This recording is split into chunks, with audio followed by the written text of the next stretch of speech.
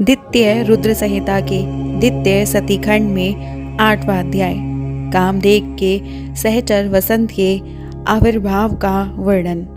सूत जी बोले, प्रजापति ब्रह्मा जी का ये वचन सुनकर प्रसन्नचित हो नारद जी उनसे कहने लगे। नारद जी बोले, हे ब्राह्मण, हे विधे, हे महाभाग, हे विष्णु शिष्य, हे महामते, पर तत्व के प्रकाशक तथा शिव भक्त, आप धन्य हैं। हे धर्मज्ञ, आपने अरुंधति की तथा पूर्व जन्म में उसकी स्वरूप भूता संध्या की बड़ी उत्तम दिव्य कथा सुनाई, जो शिव भक्ति की वृद्धि करने वाली है।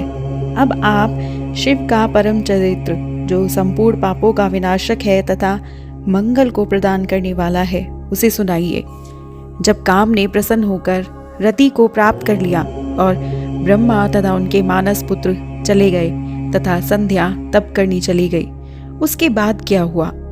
सूत जी बोले, इस प्रकार आत्म तत्वज्ञ देव ऋषि नारद का वचन सुनकर अत्यंत प्रसन्न हो ब्रह्मा जी ये बात कहने लगे। ब्रह्मा जी बोले, हे नारद, हे विपेंद्र, शिव लीला से परिपूर्ण अब उस महान कल्याणकारी शिव चरित्र को सुने। आप धन्य हैं क्योंकि आप शिव जी के भक्त हैं। हे तात, पहले जब मैं शिव माया से मोहित होकर अंतर्ध्यान हो गया, तब शिव के वाक्य रूपी विष से दुखी हो अपने मन में विचार करने लगा।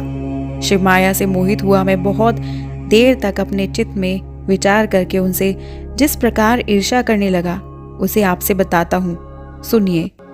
तत्पश्चात मैं वहां पहुंचा जहां दक्ष आदि स्थित थे और वहां रति सहित कामदेव को देखकर मैं कुछ मदमत हो गया। हे नारद, दक्ष तथा अपने अन्य मानस पुत्रों से प्रीतिपूर्वक बातचीत करके शिव माया से विमोहित मैं इस प्रकार उनसे कहने लगा। ब्रह्मा जी बोले, हे दक्ष, हे मरीचि आदि पुत्रों, मेरी बात सुनो और उसे सुनकर मेरे कष्ट को दूर करने का उपाय करो। स्त्री के प्रति मेरी अभिलाषा देखकर महायोगी शिव ने मेरी निंदा की और उन्होंने मुझे तथा तुम लोगों को बहुत फटकारा। उसके कारण मैं दुख से संतप्त हूँ और कहीं भी मुझे चैन नहीं मिलता। अतः जिस प्रकार वे भी स्त्री को ग्रहण करे वो यत्न करो।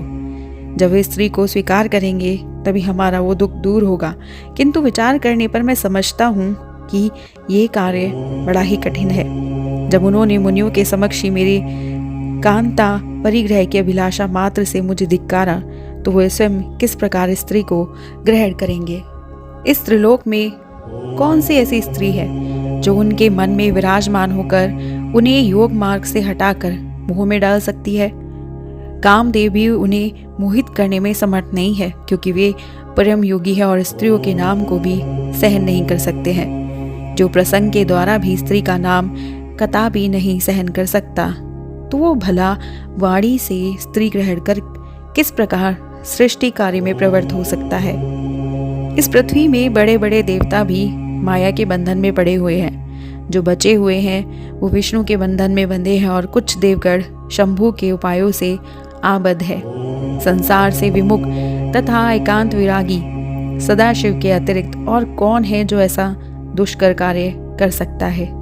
इस प्रकार दक्षादि पुत्रों से कहकर रति सहित कामदेव को वहां देखकर मैं आनंद पूर्वक उनसे कहने लगा। ब्रह्मा जी बोले, मेरे श्रेष्ठ पुत्र, हे कामदेव, तुम सभी प्रकार से सबको सुख देने वाले हो। हे पितृवत्सल, तुम अपनी पत्नी सहित प्रसन्नता पूर्वक मेरी बात सुनो। हे मनोभव, तुम अपनी इस सहचारिणी स्त्री के साथ जिस प्रकार शोभा पा रहे हो और ये भी वैसे ही तुम्हें पति रूप में प्राप्त कर अति शोभित हो रही है। जिस प्रकार महालक्ष्मी से भगवान विष्णु तथा विष्णु से महालक्ष्मी एवं जिस प्रकार रात्रि से चंद्रमा एवं चंद्रमा से रात्रि सुशोभित होती है, उसी प्रकार तुम दोनों की शोभा है और तुम्हारा दाम्पत्य भी अलंकृत है। इसलिए तुम इस जगत को जीतने वाले विश्व केतु होगे। हे वत्स, तुम संसार के हित के लिए महादेव को मोहित करो, जिससे प्रसन्न मन वाले शंकर शीघ्र विवाह करे। निर्जन स्थान में, उत्तम प्रदेश में, पर्वत पर अथवा तालाब के तट पर जहाँ भी शिवजी जाए, वही तुम अपनी इस पत्नी के साथ जाकर इन जितेंद्रिय तथा स्त्री रहित शंकर जी को मोहित करो। इस संसार में तुम्हारे अतिरिक्त और कोई दूसरा इनको मोह में डालने वाला नहीं है। हे मनोभव, शंकर जी के अनुराग युक्त हो जाने पर तुम्हारी भी शाप की शांति हो जाएगी। अतः तुम अपना हित करो। यदि महेश्वर सानुराग होकर स्त्री की अभिलाषा करेंगे तो वह श्रेष्ठ शिव तुम्हारा ही उद्धार कर देंगे। इसलिए तुम अपनी स्त्री को साथ लेकर शंकर जी को मोहित करने का प्रयत्न करो और महेश्वर को मोहित करके विश्व के केतु हो जाओ। ब्रह्मा जी बोले, संसार के प्रभु एवं अपने पिता मुझ ब्रह्मा की बात सुनकर वो कामदेव मुझ जगतपति से कहने लगा। मनमत बोला, हे प्रभु, मैं आपके आज्ञा अनुसार शिव जी को मोहित करूंगा, किंतु हे भगवान, स्त्री ही मेरा मुख्य अस्त्र है। अतः शंकर जी के योग्य स्त्री का निर्माण कीजिए जो मेरे द्वारा शिव जी को मोहित करने पर उनका पुनः मोहन कर सके। हे धाता, इसका उत्तम उपाय अब कीजिए। ब्रह्मा जी बोले, कामदेव के इस प्रकार कहने पर मैं प्रजापति ब्रह्मा अपने मन में विचार करने लगा कि किस प्रकार की स्त्री शिवजी से या शिवजी को मोहित कर सकती है। इस प्रकार चिंता में निमग्न हुए मुझसे जो श्वास निकला उसी से पुष्प समूह से विभूषित वसंत उत्पन्न हुआ। उसके शरीर की कांति लाल कमल के समान थी, उसकी आंखें विकसित कमल के समान थी, उसका मुख संध्या के समान उदय हुए पूर्ण चंद्रमा के समान मनोहर था। उसकी नासिका भी बहुत सुंदर थी, चरणों में सींग के समान आवर्त थे। वो काले तथा घुंघराले केशों से शोभायमान हो रहा था। संध्याकालीन सूर्य के सदृश 2 कुंडलों से वो सुशोभित था। मतवाले हाथी के समान उसकी चाल थी, भुजाएं लंबी थी तथा मोटी थी। उसका कंधा अत्यंत ऊंचा था, उसकी ग्रीवा शंख के समान थी।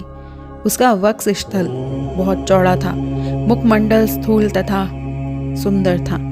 उसके सभी अंग सुंदर थे। वो श्याम वर्ण का था, सभी लक्षणों से युक्त। वो सबको मोहित करने वाला, काम को बढ़ाने वाला तथा अत्यंत दर्शनीय था।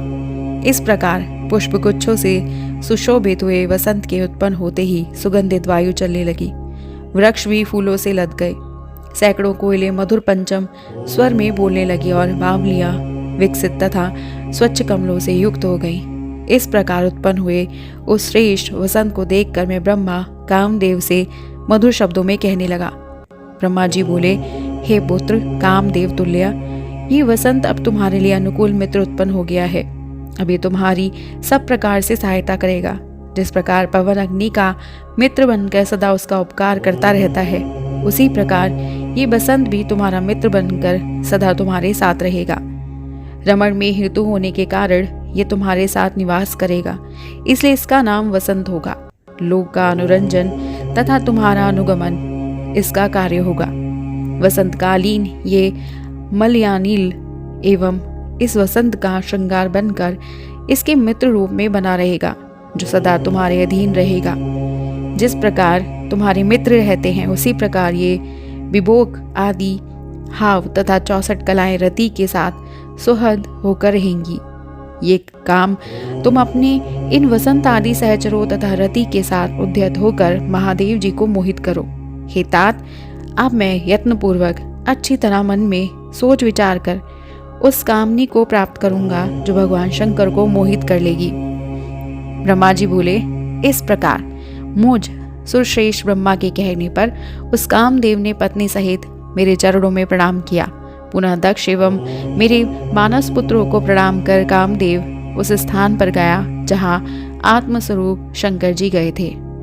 इस प्रकार श्री शिव महापुराण के अंतर्गत द्वितीय रुद्र संहिता के द्वितीय सती खंड में वसंत स्वरूप वर्णन नामक 8वां अध्याय पूर्ण हुआ। और हमारा अगला अध्याय है कामदेव द्वारा भगवान शिव को विचलित न कर पाना।